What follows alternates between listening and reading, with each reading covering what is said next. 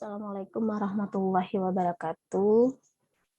Pada minggu keempat di mata kuliah pengantar teknologi informasi dan komunikasi, kita akan membahas mengenai era revolusi industri 4.0 atau sering kita sebut sebagai transformasi digital.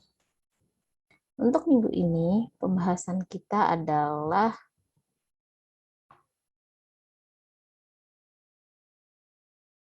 yang pertama adalah mengenai revolusi industri, kemudian nanti kita akan bahas tentang big data dan artificial intelligence, karena ini nggak akan jauh-jauh nanti dari revolusi industri 4.0.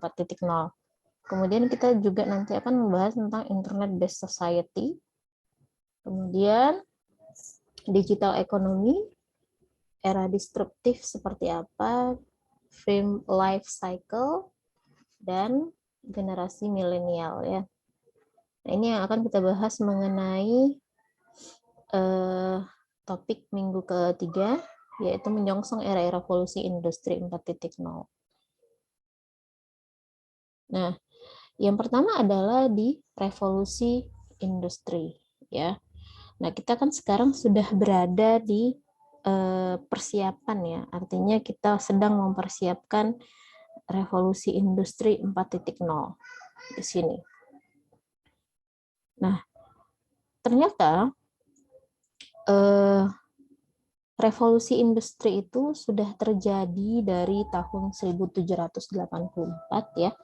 Jadi revolusi industri itu merupakan perubahan dari ekonomi agraris ke ekonomi industri yang dalam pelaksanaannya menggunakan mesin untuk mengolah bahan mentah menjadi bahan siap pakai. Nah, itu di awal di revolusi industri 1.0,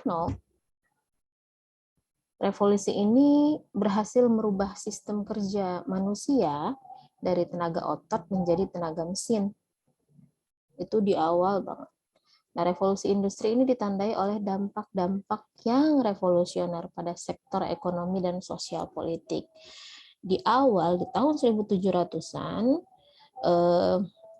kita kenal dengan namanya industri 1.0, kemudian nanti ada meningkat ya, terjadi perubahan secara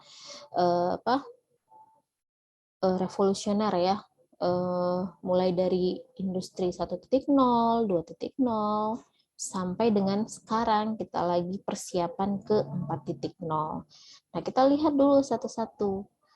Di revolusi industri yang pertama atau 1.0 ini dimulai dengan ditemukannya mesin uap pada tahun 1700-an ya. Temuan ini berdampak pada pekerjaan dalam pembuatan produk yang biasanya dilakukan oleh tenaga hewan dan kekuatan manusia yang dilengkapi dengan peralatan sederhana, kemudian nanti beralih menggunakan mesin bertenaga uap. Hasilnya, barang-barang dapat diproduksi dalam waktu yang relatif singkat, sehingga nanti jumlahnya melimpah dengan harga murah ya. Jadi ditandai dengan yang namanya mesin uap kalau di industri 1.0. Nah, revolusi industri yang pertama ini membawa peralihan dari perekonomian berbasis pertanian menjadi perekonomian berbasis industri. Hal ini ditandai dengan adanya mekanisasi. Jadi ada mechanization, steam power atau mesin uap ya. Nah, itu untuk yang revolusi industri 1.0. Kemudian kita menuju ke revolusi industri 2.0 nih. Ada tulisannya yang mass production, electrical energy ya. Di sini diawali dari hasil penelitian yang dilakukan oleh Faraday and Maxwell. Ini sehubungan dengan kekuatan ya, sistem magnetik dengan sistem elektrik yang menggerakkan mesin proses produksi, serta ditemukannya ban berjalan yang digunakan dalam proses perakitan berbagai industri, sehingga dapat menghasilkan produk dalam jumlah besar atau mass production. Nah, biasanya di sini sudah menggunakan yang namanya electrical energy, energi listrik, atau seringnya di revolusi industri 2.0 ini disebut sebagai era elektrik ya. Kemudian kita menuju ke industri 3.0 ini di tahun 1900-an ya.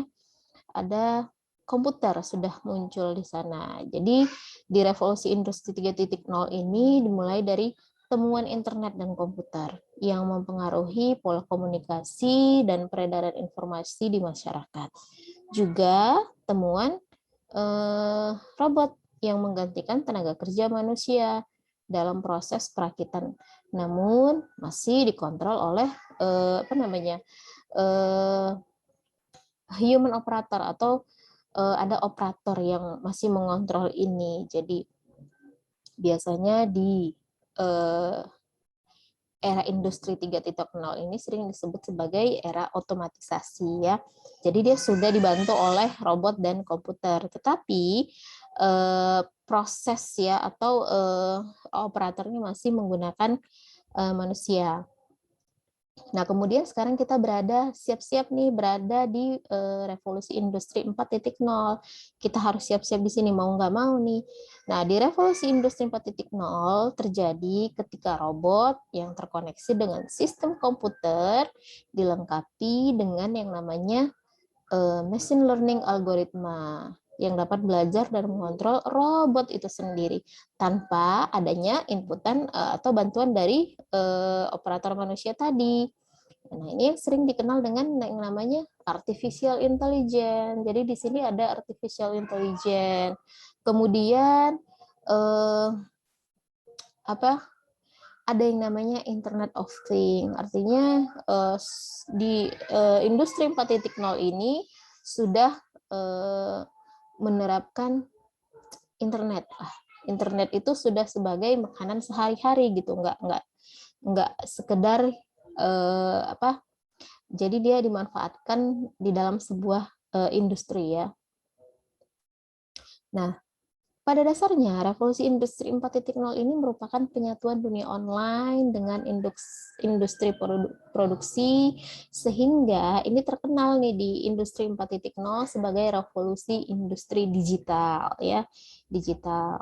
Nah, saat ini katanya industri di dunia, baik di Amerika, di Cina, dan bahkan di Eropa, sudah memasuki era revolusi industri yang keempat, yaitu era digital, di mana nanti menggunakan peralatan otomatisasi dan Internet of Things. Artinya semuanya sudah memanfaatkan internet ya.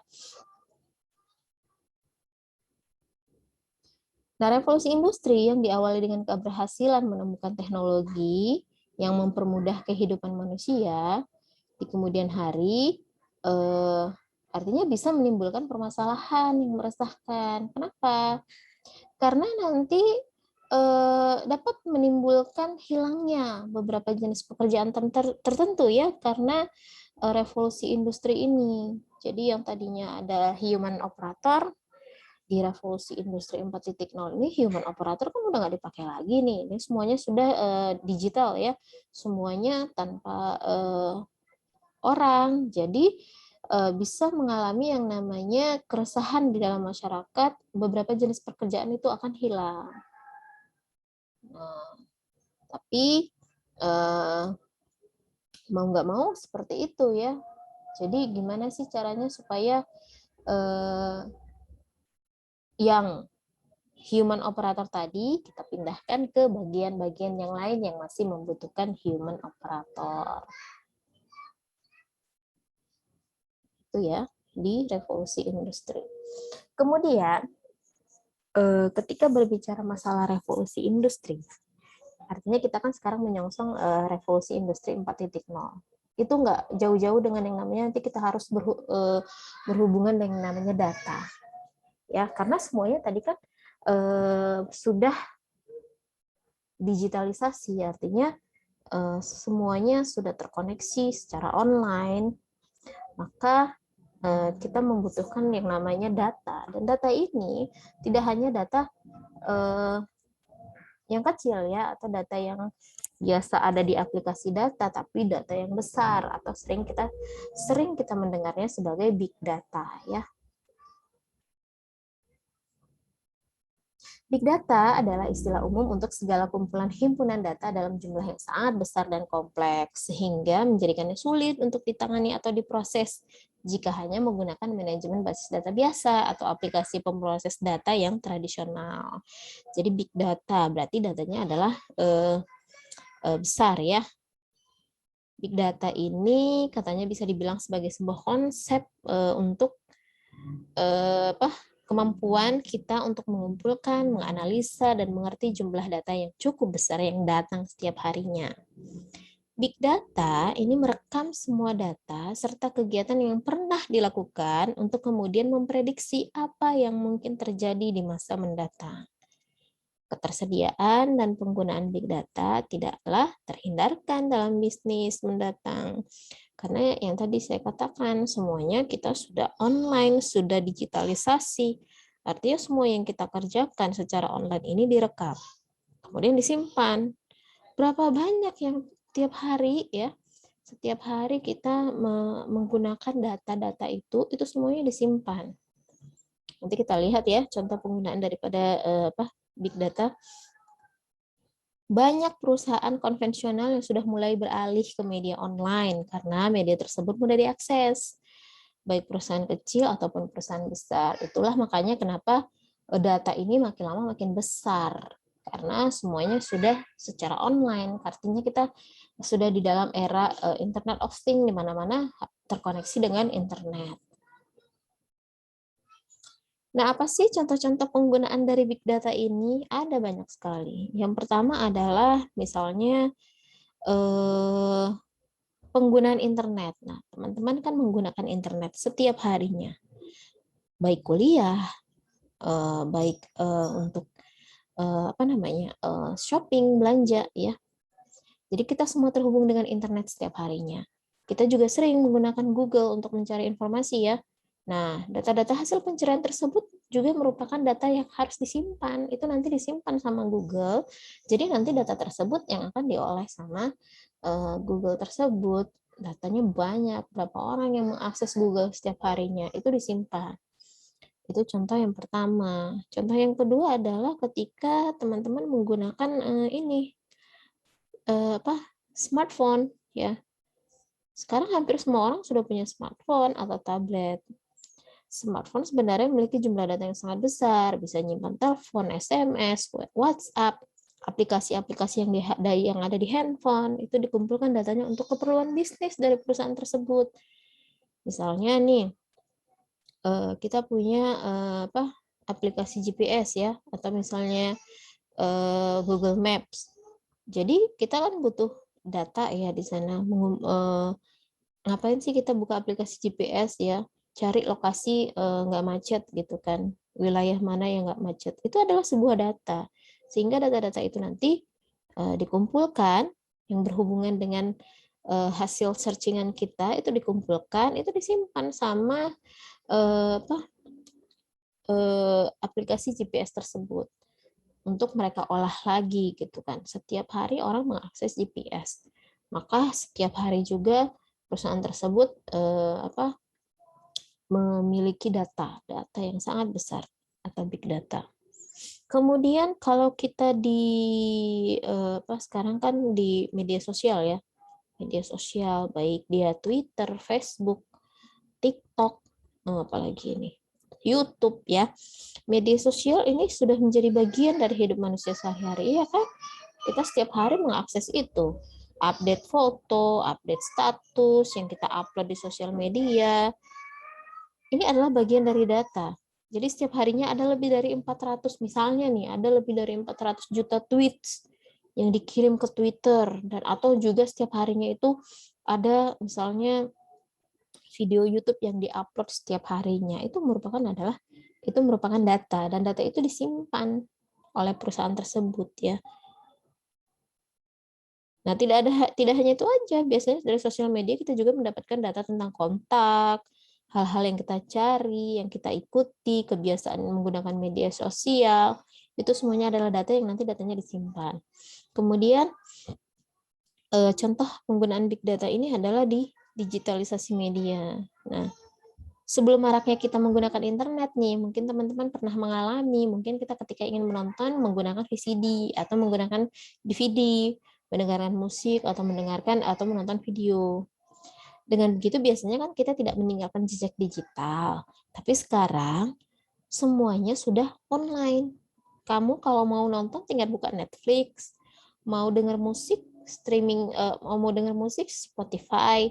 Nah, itu semuanya adalah data. Ketika kita searching film apa yang ingin kita tonton di Netflix, maka akan dicatat semuanya, apa yang kita tonton, apa yang kita dengarkan.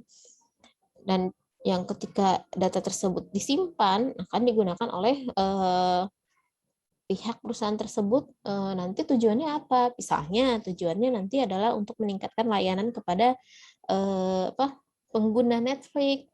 Oh, ternyata banyak nih yang mengakses film-film dokumenter misalnya itu di Netflix, maka mereka perbanyak film tersebut gitu. Begitu juga dengan buku. Kalau dulu kita mungkin baca buku dalam bentuk bukunya bukunya fisik ya. Kemudian kita sekarang beralih ke e-book semuanya download di internet gitu kan. Maka data-data tersebut tersimpan sehingga data tersebut nanti bisa diolah lagi oleh perusahaan tersebut. Tujuannya apa? Nanti mereka bisa untuk mengambil sebuah keputusan. Ini gimana ini? Ternyata buku yang sering diakses oleh masyarakat adalah buku apa gitu. Nah, itu manfaat dari penyimpanan data tadi ya, di mana datanya banyak, diolah big datanya sehingga nanti bisa mengambilkan sebuah kesimpulan oleh perusahaan tersebut. Kemudian contoh penggunaan big data juga adalah di smart device.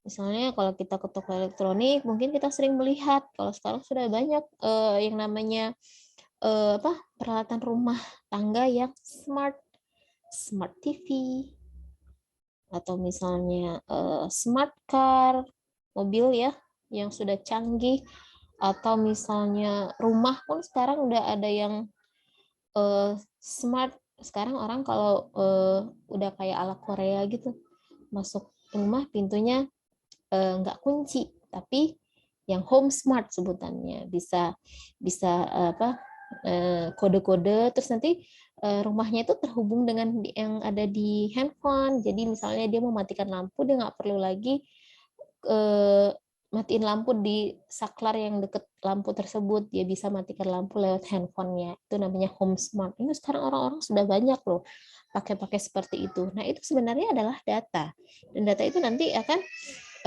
disimpan sehingga ketika datanya besar, itulah yang dikatakan big data. Datanya jadi banyak untuk dapat diolah. Jadi proses pengolahannya ada lagi.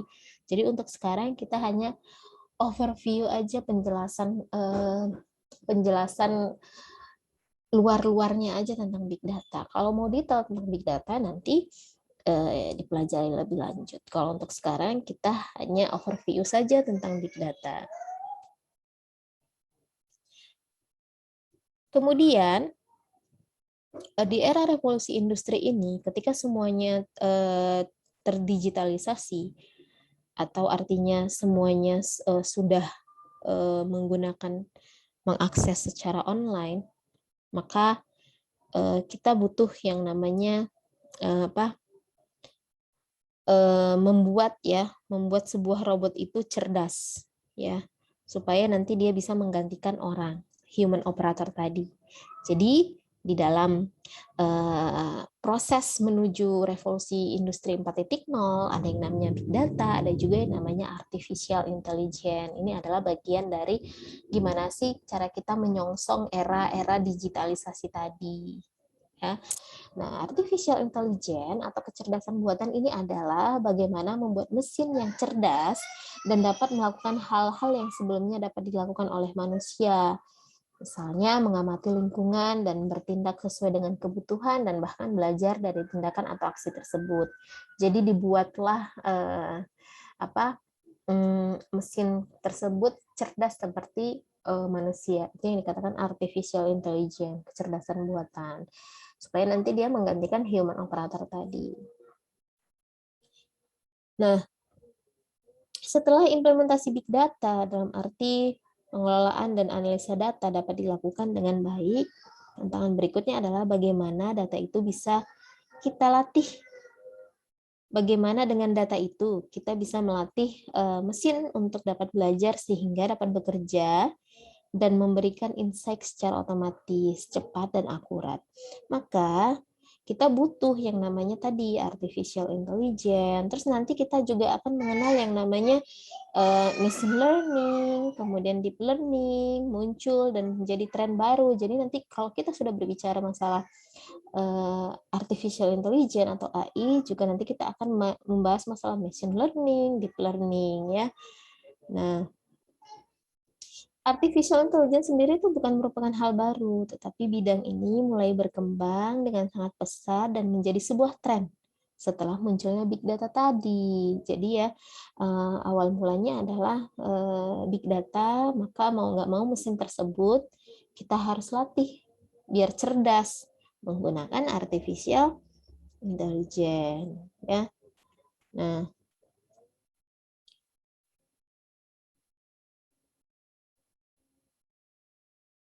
sehingga nanti ketika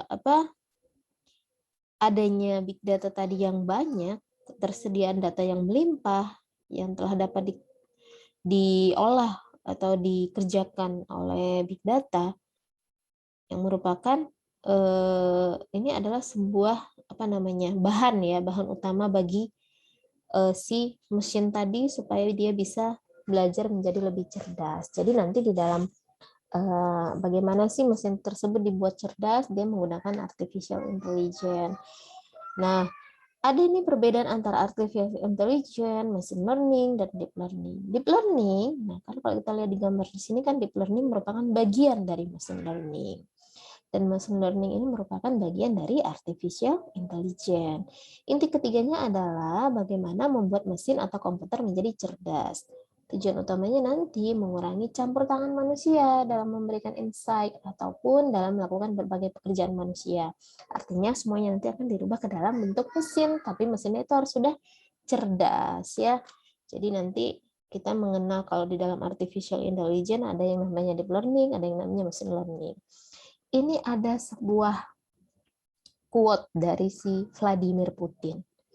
Katanya adalah siapapun yang berhasil menguasai artificial intelligence atau kecerdasan buatan, dia nanti akan menguasai dunia.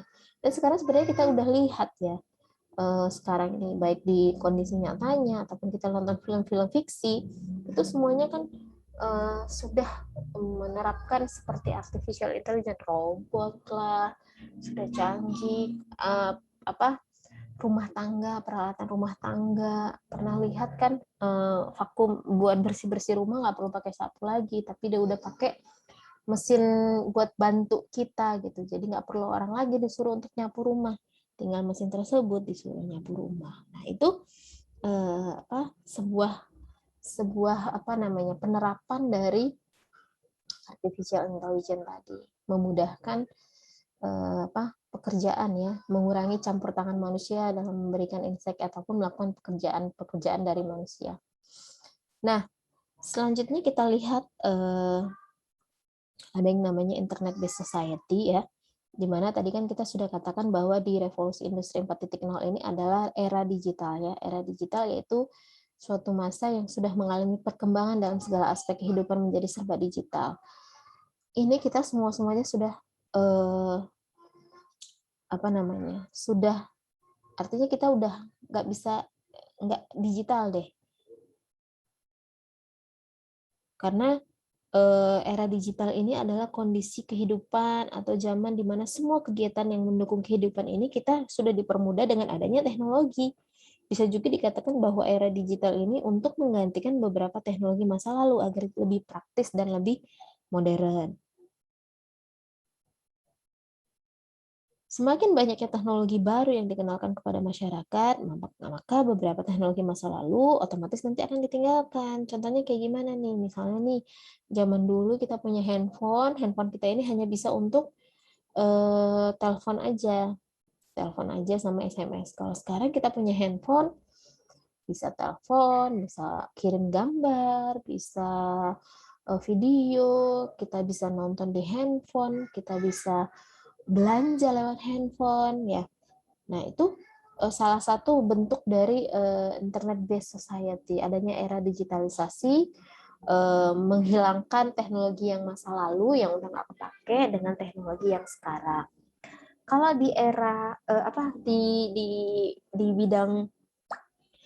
bidang bisnis, ya, teknologi digital ini membuat perusahaan menjadi lebih mudah untuk menjangkau konsumen, berbeda dengan masa lalu yang sangat sulit ketika ingin mengenalkan produk mereka konsumen. Artinya dari sisi marketing, kalau di masa lalu itu ya dia kalau mau mempromosikan produknya dengan cara misalnya dicetak di koran, atau misalnya ditempel di jalan-jalan, bikin pamflet, bikin baliho. Tapi kalau sekarang di era digitalisasi seperti sekarang, mempromosikan produk udah lebih gampang, bisa secara online, ya.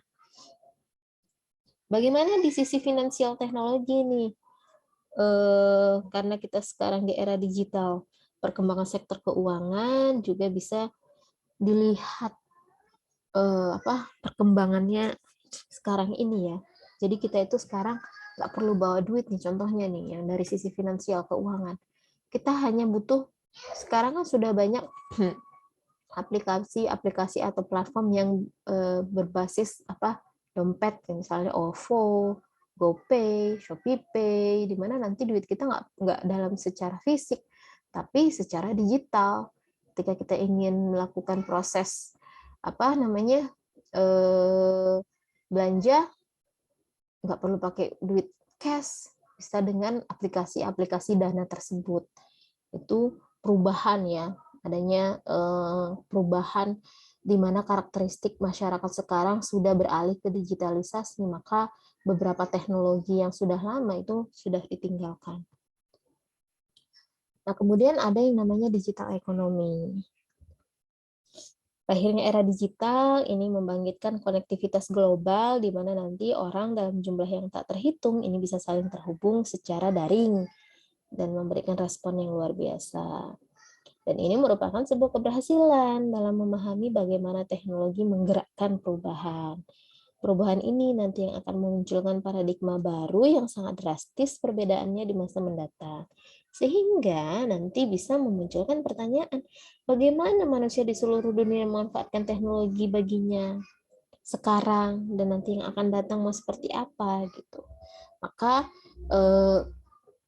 efek dari era digital ini adalah dari sisi ekonomi ini juga berubah drastis, ya. Jadi kalau misalnya kita lihat di sini, menurut Ketua Umum Indonesia E-commerce Association, ya, ini mengatakan bahwa Indonesia merupakan negara dengan pertumbuhan e-commerce tertinggi di dunia. Jadi e-commerce ini adalah proses jual beli secara online. E-commerce. Hal ini dikarenakan gaya hidup masyarakat Indonesia yang sudah semakin digital nih katanya. Nah, kalau menurut penelitiannya, dia membuat nilai transaksi e-commerce di Indonesia ini tumbuh sekitar 39,6% per tahun.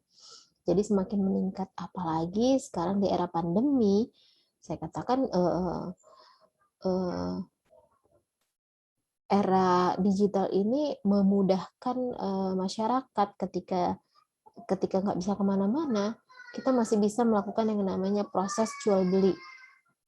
Coba dibayangkan ketika misalnya terjadi pandemi, di mana kondisi belum menuju revolusi industri 4.0, belum smart seperti zaman dahulu gitu kan, kita nggak tahu nih mau seperti apa. Mungkin semuanya banyak yang stres, banyak yang nggak bisa ngapa-ngapain. Nah, ada untungnya juga terjadi era digitalisasi seperti sekarang ini. Jadi bisa, walaupun kita nggak bisa kemana-mana, mau nonton bisa di rumah aja, buka Netflix. Mau belanja bisa online. Mau makan nih, nggak bisa keluar, GoFood misalnya. Itu semuanya adalah era di mana semua sudah digitalisasi atau semuanya sudah terhubung dengan internet atau sering disebut Internet of Things. di mana-mana sekarang semua internet. 1 jam aja jaringan rusak ya. Mungkin kita pernah mengalami seperti beberapa minggu yang lalu, kabel bawah lautnya Telkomsel sedang bermasalah ya, bisa mengakibatkan jaringan terganggu. Padahal terganggunya ya terganggu nggak sebenarnya ya parah juga, tapi 1 hari itu kita nggak bisa ngapa-ngapain dengan kalau misalnya internet atau jaringan internetnya nggak bisa terkoneksi. Mau belajar online nggak bisa, mau melakukan proses jual beli nggak bisa. Nah, itu sangat menyulitkan sekali. Nah, itu adalah efek dari tadi ya, ketika kita sudah berada di era digitalisasi. Riset dari Bloomberg menyatakan bahwa pada 2020 lebih dari separuh penduduk Indonesia akan terlibat aktivitas e-commerce ya. Sekarang siapa sih yang nggak pernah belanja online? Sekarang belanja sayur aja online. Belanja apa lagi nih? Banyak yang udah belanjanya online. Beli handphone sekarang udah gampang, nggak perlu lagi ke counter, beli online aja gitu kan. Nah, masih di digital economy ini, bagi perusahaan yang telah mapan untuk dapat bersaing dalam ekonomi digital, maka produk harus menjadi more customized. Artinya dia harus fleksibel melalui berbagai perubahan, baik visi, struktur dan strateginya, serta ya ini dampak dari digital ekonomi ini. Jadi dia nggak bisa gitu-gitu aja itu barang-barang jika ingin survive di era digital sekarang. Perusahaan itu harus mampu berubah gitu ya, harus mampu berubah supaya nanti dia bisa survive atau bisa tetap diinginkan oleh masyarakat. Ada beberapa dampak digital ekonomi terhadap aktivitas kerja. Yang pertama adalah sebagian besar pekerja akan kehilangan pekerjaan, tadi yang sudah saya katakan ya. Ada beberapa pekerjaan yang akan hilang tergantikan oleh mesin. Kemudian sebagian teknisi bekerja dengan mesin yang berevolusi dengan cepat sehingga terus-menerus mengembangkan keterampilan dan keahliannya. Jadi kita mau nggak mau nih semuanya harus belajar lagi, jangan sampai ketinggalan di era digitalisasi sekarang ini. Munculnya nanti pekerjaan-pekerjaan baru yang belum ada sebelumnya, misalnya tim-tim IT ya, pengembangan teknologi informasi, manajemen sistem teknologi informasi, gimana pembuatan aplikasi perangkat kerasnya. Munculnya wirausaha baru baik yang berskala mikro maupun yang ini ya, wirausaha yang baru. Artinya kalau kita sering dengarkan ada yang namanya startup ya. Startup itu sekarang orang punya perusahaan itu nggak harus lulus yang udah tua gitu kan, masih jadi mahasiswa dia udah punya perusahaan startup. Nah, itu tuh sebenarnya adalah bagian dari dampak dari era digitalisasi. Jadi mau nggak mau kita harus berubah. Sekarang kita masuk ke dalam era disruptif. Disruptif ini adalah kayak perusak gitu katanya. Disruption adalah inovasi. Inilah inovasi yang akan menggantikan seluruh sistem lama dengan cara-cara baru. Disruption berpotensi menggantikan pemain-pemain lama dengan yang baru. Disruption menggantikan teknologi lama yang serba fisik dengan teknologi digital yang menghasilkan sesuatu yang benar-benar baru dan lebih efisien dan juga lebih bermanfaat. Ini menurut Pak Reynald Kasali, seorang ahli di bidang bisnis ya. Jadi katanya agar dapat meningkatkan kemampuan bersaing, maka diperlukan strategi yang responsif dan adaptif sebagai hasil dari membuka diri selebar-lebarnya terhadap pemikiran dan kegiatan yang inovatif. Kalau kita nggak ingin berubah, kalau kita nggak punya inovasi, kalau kita nggak mampu mengupdate sebuah teknologi, maka kita akan digantikan oleh pemain-pemain yang baru atau akan digantikan oleh teknologi-teknologi yang baru yang lebih canggih lagi. Jadi mau nggak mau kita harus berubah. Pelaku bisnis katanya harus senantiasa memikirkan ulang strategi yang digunakan karena kemungkinan adanya tadi gangguan atau disrupsi ini. dari kompetitor yang baru yang bisa menggantikan teknologi milik perusahaan kita gitu ya. Dia bisa menggunakan penemuan teknologi baru.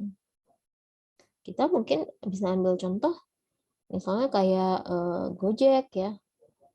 Kita kan nggak nyangka kalau ternyata dari bentuk sebuah ojek ya bisa menghasilkan Gojek online gitu.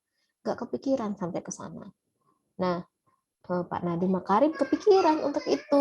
Dia adalah seorang disruptor sebutannya. Dia adalah perusak sistem yang lama dengan digantikan dengan sistem yang baru. Sekarang orang-orang kalau mau pergi-pergi gampang. Tinggal pesan online, Grab Bike atau misalnya Gojek ya untuk perjalanan, tinggal cek lokasi kemana, harganya berapa, kita tinggal duduk di rumah, tinggal menunggu dari depan rumah, ojeknya datang.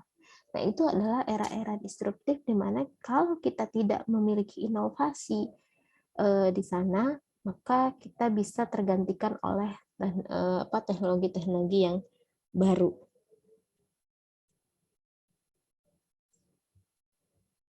Nah, ini ada yang namanya film life cycle ya, atau siklus hidup perusahaan, di mana nanti siklus hidup perusahaan ini dibagi menjadi 4 tahapan dalam siklus hidup perusahaan. Tadi saya katakan di awal ada yang namanya startup, perusahaan yang startup ya. Nah, kita lihat dulu pada tahap dia sebuah perusahaan yang masih startup. Ini adalah perusahaan yang memiliki pengeluaran dalam jumlah besar untuk memperkenalkan produknya, serta melakukan investasi besar-besaran. Volume penjualan masih rendah karena masih dalam tahap perkenalan.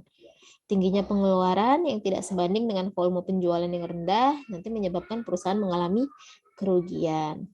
Pada tahap ini, investor masih belum bisa melihat nih bagaimana nih masa depan perusahaan ke depannya, sehingga biasanya investor ini cenderung ragu untuk berinvestasi sehingga nilai perusahaan pada tahap ini masih rendah. Jadi artinya di tahap startup ini adalah tahap awal.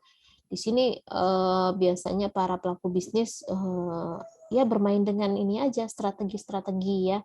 Kemudian nanti ada yang namanya tahap grow. Siklus perusahaan di tahapan yang kedua atau yang grow ini adalah di mana nanti volume penjualannya meningkat karena perusahaan sudah memiliki pangsa pasar ya. Investasi masih bisa dilakukan secara besar-besaran. Meskipun pengeluaran masih tinggi, namun bisa diimbangi dengan kenaikan penjualan sehingga nanti perusahaannya bisa mulai memperoleh laba atau untung. Ekspektasi investor terhadap perusahaan yang sedang bertumbuh ini relatif tinggi karena bila perusahaan mampu memanfaatkan peluang yang ada, perusahaan akan masuk pada tahap mature ya. Mature ini maturity ya. Dewasa lah gitu sebutannya pada tahap mature. Selain itu nanti investor sudah mulai memiliki respon positif nih terhadap perusahaan yang sudah di tahapan grow ini. Oh, ini saya sudah bisa memberikan berinvestasi nih di perusahaan ini. Nah, itu yang tahapan grow. Kemudian kita lihat kan ada panahnya ya, meningkat maturity. Maturity ini mature ya. Pertumbuhan perusahaannya stagnan. Namun karena telah menguasai pangsa pasar, artinya dia udah lebih survive ya.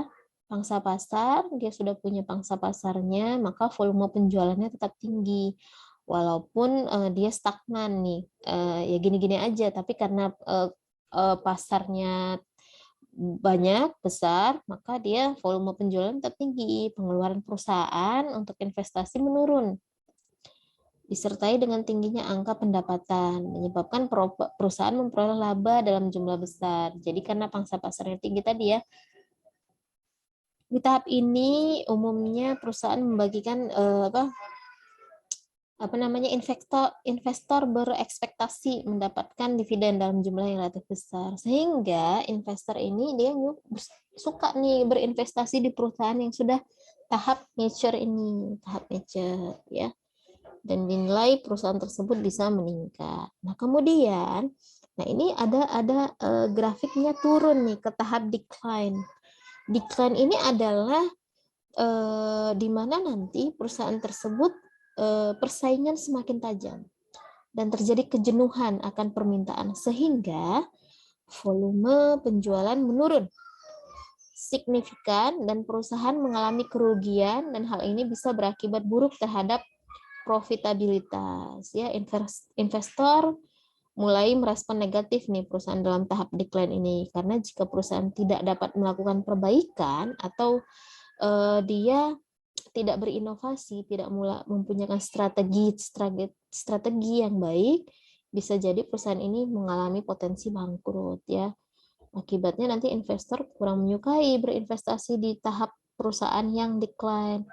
Jadi ketika kita sudah di mature, gimana caranya supaya perusahaan tersebut tetap harus di tahap mature, jangan sampai terjadi decline. Artinya masyarakat sudah kadang-kadang ada kan perusahaan yang udah nggak pakai lagi nih misalnya, karena dia ada di tahap walaupun pangsa pasarnya banyak, tapi dia tidak berinovasi, tidak memberikan update. Tiba-tiba muncul pesaingnya yang sudah memberikan teknologi-teknologi terbarukan yang lebih canggih, gitu. Maka dia bisa tergeser dari pesaing tersebut. Nah, itu adalah film life cycle atau siklus hidup perusahaan ya. Nah, ini yang terakhir, yaitu generasi milenial. Generasi milenial ini kalau kita lihat dari generasi ke generasi, ada yang namanya generasi baby boomer ya. Dari ini orang tua kita dulu ya, dimana nanti dia di sini berjiwa petualang, optimistik, berorientasi kerja, tapi anti pemerintah gitu ya. Kemudian ada generasi X itu orang tua kita mungkin. Kalau generasi baby boomer, kakek kita. Generasi X mungkin orang tua kita, di mana individualis, luwes, skeptis terhadap wewenang, harapan tinggi terhadap pekerjaan. Kemudian generasi milenial, mungkin saya ini masuk ke dalam generasi milenial karena atau kamu ternyata generasi milenial itu bukan anak-anak zaman sekarang, itu anak-anak yang lahir tahun 70-an sampai tahun 2000 ya. Biasanya generasi milenial itu adalah PD, dia percaya diri, berorientasi terhadap sukses, toleran, kompetitif, kemudian dia haus akan perhatian gitu, kayak kurang perhatian gitu ya. Nah, ada generasi Gen Z gitu kan sebutannya. Itu adalah anak-anak generasi yang lahir di tahun 2000-an ke atas. Mungkin coba lihat dulu tanggal lahirnya kapan, apakah kamu anak generasi milenial atau Gen Z. Kalau saya generasi milenial nih, karena lahir tahun 80-an. Nah, biasanya kalau di generasi Gen Z ini adalah menghargai keberagaman, menghendaki perubahan sosial, suka berbagi, dan berorientasi target. Kemudian nanti ada yang namanya generasi Alpha. Ini belum terdeteksi ya, karena belum diteliti ya. Nah, itu adalah generasi-generasi dari dari generasi ke generasi. Nah, kalau kita bicara generasi milenial, ini adalah generasi yang dikenal sebagai generasi yang bergaul erat dengan teknologi komunikasi dan informasi, yaitu biasanya melalui internet, berselancar di dunia maya dalam memperoleh informasi dan berkomunikasi melalui sosial media. Perbedaan mencolok dengan generasi sebelumnya ditunjukkan dalam pola berbelanja. Generasi pendahulunya memerlukan keyakinan yang tinggi terlebih dahulu akan keadaan barang yang akan dibeli, sehingga dia ya artinya dia harus ngecek lah, kalau saya mau belanja nih gimana nih, barangnya kayak gimana gitu. Tapi generasi milenial ini dia udah dia cek aja di internet, ini gimana sih komentar dari pembeli, sudah oke belum, kalau oke ya tinggal beli gitu kan. Itu efek dari tadi karena kita sudah di era teknologi komunikasi dan informasi.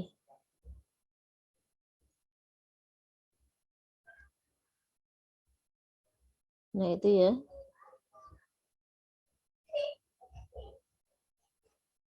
Nah, biasanya juga untuk yang generasi milenial ini, karena mereka kan percaya diri, kemudian kompetitif, dari sisi memilih pekerjaan, mereka lebih senang untuk bekerja lepas, yang tidak terikat oleh waktu kerja dan tidak terikat oleh aturan-aturan di perusahaan. Yang artinya bagi generasi milenial ini memiliki banyak koneksi itu adalah sesuatu hal yang penting, sehingga nanti bisa mengembangkan keahlian yang dia miliki gitu kan, atau dia memiliki kegemaran yang dengan orang lain, atau kadang-kadang suka masuk klub apa, bikin sebuah kegiatan yang kreatif gitu kan. Itu biasanya generasi milenial ya seperti itu. Nah, ini adalah materi tentang bagaimana ketika kita ingin menyongsong era digital ya, revolusi industri 4.0. Sampai di sini mudah-mudahan bermanfaat. Terima kasih. Assalamualaikum warahmatullahi wabarakatuh.